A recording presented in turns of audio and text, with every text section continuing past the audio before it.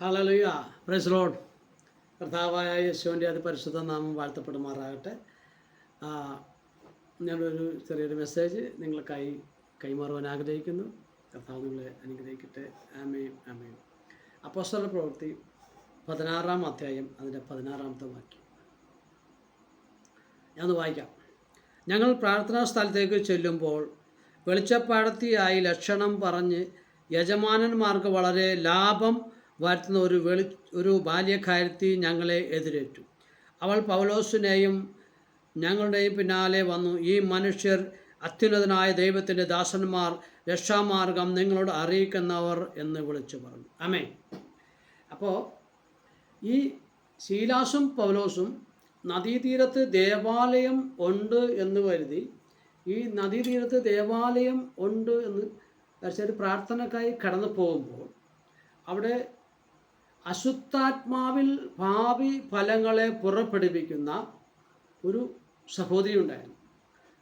അവർ അശുദ്ധാത്മാവിൽ പ്രവചിക്കും, ദൂതുകൾ പറയും, ഒത്തിരി കാര്യങ്ങൾ പറയും, കറക്റ്റായിരിക്കും.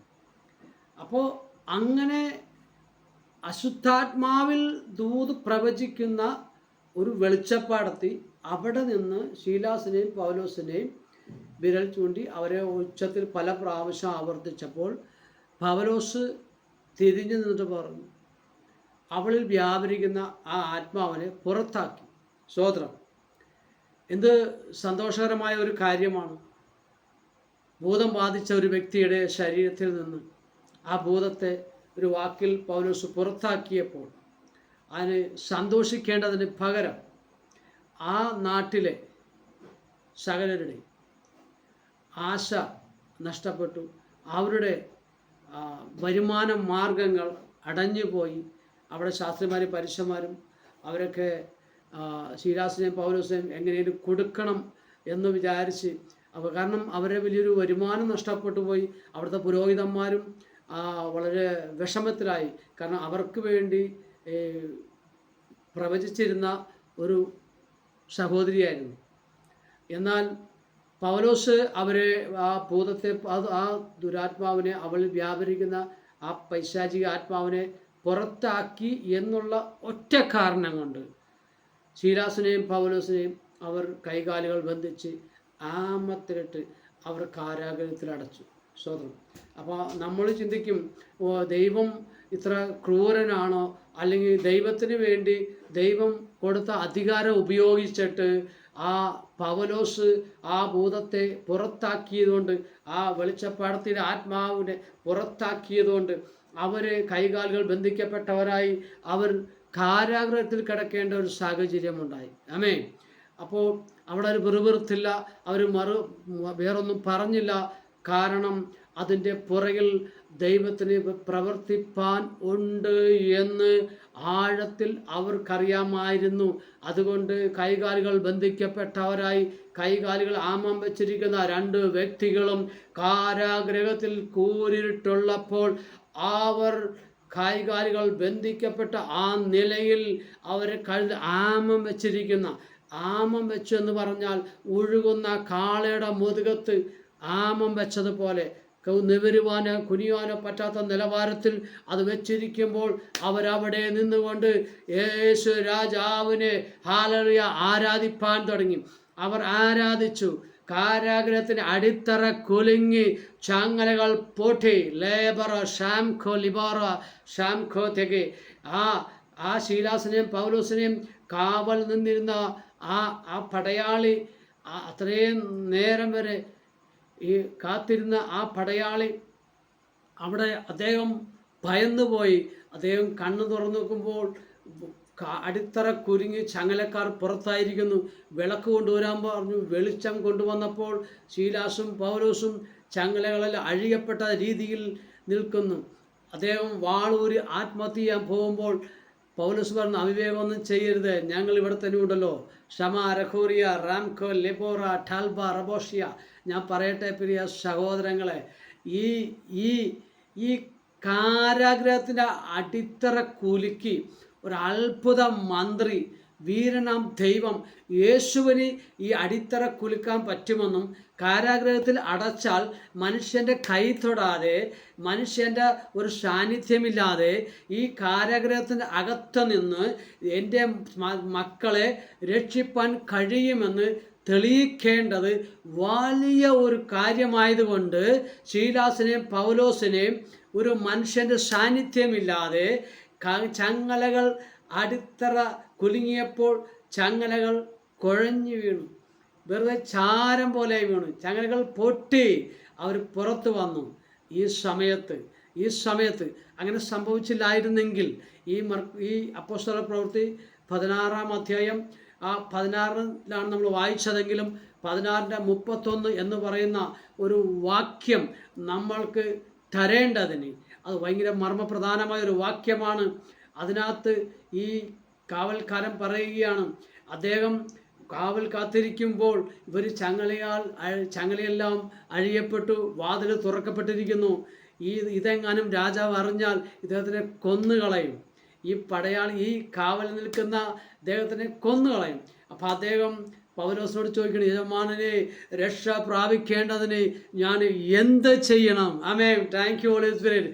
ഉടനെ തന്നെ പൗലോസ് ഒറ്റ കാര്യം പറയാണ്, കർത്താവായ യേശുവിൽ വിശ്വസിക്കുക, എന്നാൽ നീയും നിന്റെ കുടുംബവും രക്ഷ പ്രാപിക്കും. ആമേൻ.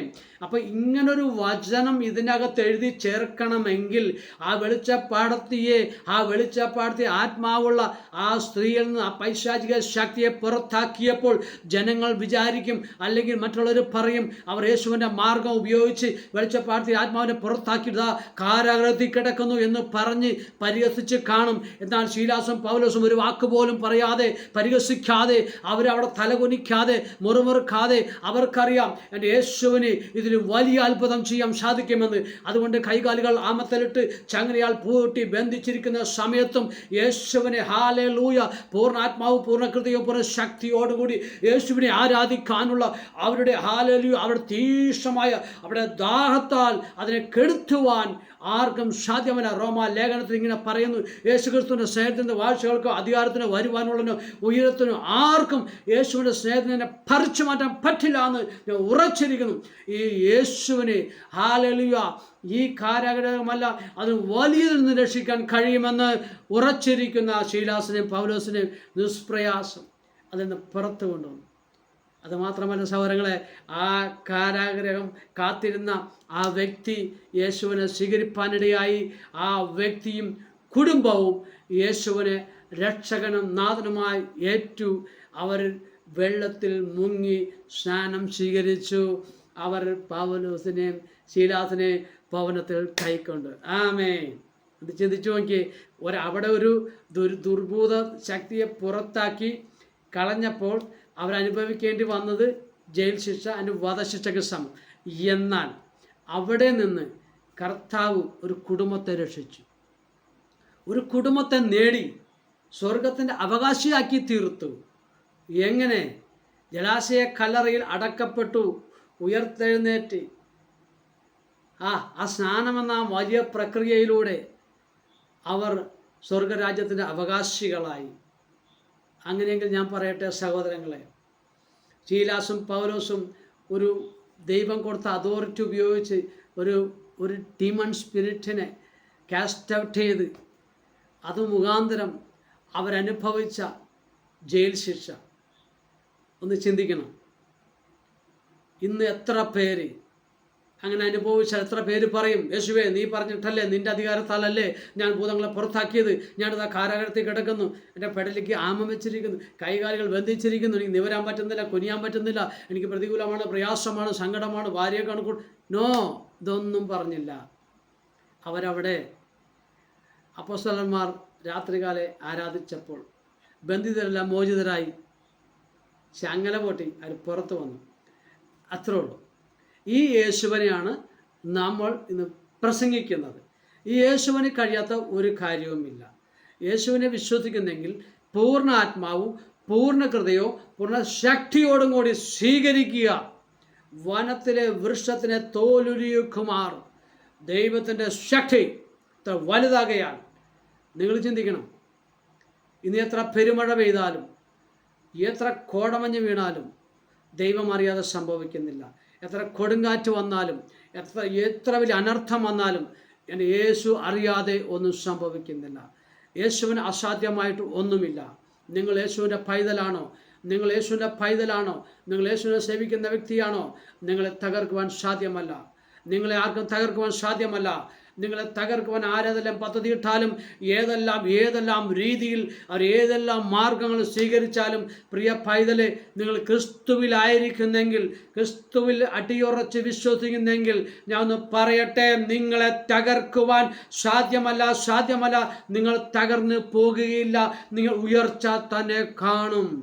കാരണം യേശു വാക്ക് പറഞ്ഞാൽ വാക്ക് മാറാത്തവൻ, വിശ്വസ്തനും നീതിമാനും പരിശുദ്ധനും, ഈ ലോകത്തിൽ വെച്ച് ഏറ്റവും ഉന്നതമായ നാമം എന്നറിയപ്പെടുന്ന യേശു എന്ന നാമം, ആകാശത്തിന് കീഴിൽ മനുഷ്യരുടെ ഇടയിൽ രക്ഷക്കായി എഴുതപ്പെട്ട ഒരേ ഒരു നാമം, അധോലോകരുടെയും സ്വർലോകരുടെയും മുഴങ്കാലൊക്കെയും മടങ്ങുന്ന ഒരേ ഒരു നാമം, അത് നസ്രായനായ യേശു എന്ന നാമം. ഈ നാമത്തേക്കാൾ മേലായ ഒരു നാമവും ഭൂമിയിലുമില്ല, സ്വർഗത്തിലുമില്ല. അങ്ങനെയെങ്കിൽ പ്രിയ പൈതലെ, ഈ നാമത്തിൽ മുറുകെ പിടിച്ചുകൊള്ളുക. രക്ഷ പ്രാപിപ്പാൻ എന്ത് ചെയ്യണമെന്ന് ഹല്ലേലൂയ കാവൽ നിൽക്കുന്ന ആ വ്യക്തി ചോദിച്ചപ്പോൾ ഒറ്റ വാക്കാണ്, കർത്താവായ യേശുവിൽ വിശ്വസിക്കുക, എന്നാൽ നീയും നിന്റെ കുടുംബവും രക്ഷ പ്രാപിക്കും. ആമേൻ. അപ്പോൾ യേശു എന്ന വാക്കിൻ്റെ അർത്ഥം തന്നെ രക്ഷകൻ എന്നാണ്. അപ്പോൾ യേശുവിനെ രക്ഷകനും നാഥനുമായി നിങ്ങൾ സ്വീകരിച്ചാൽ നമ്മൾ രക്ഷ പ്രാപിക്കും. നമ്മൾ ഈ ഭൂമിയിൽ അനുഭവിക്കുന്ന ഏറിയാൽ 70 അല്ലെങ്കിൽ 80, അത് കഴിഞ്ഞാൽ നമ്മൾ ആസ്വദിക്കേണ്ട, അനുഭവിക്കേണ്ട ഒരു സ്വർഗീയ നന്മയുണ്ട് സഹോദരങ്ങളെ. കർത്താവ് നിങ്ങളെ അനുഗ്രഹിക്കട്ടെ. ഈ സന്ദേശം ഞാൻ നിങ്ങളുടെ കാര്യങ്ങളെ ഏൽപ്പിച്ച് ഇവിടെ അവസാനിപ്പിക്കുകയാണ്. കർത്താവ് നിങ്ങളെ അനുഗ്രഹിക്കട്ടെ. ആമേ. God bless.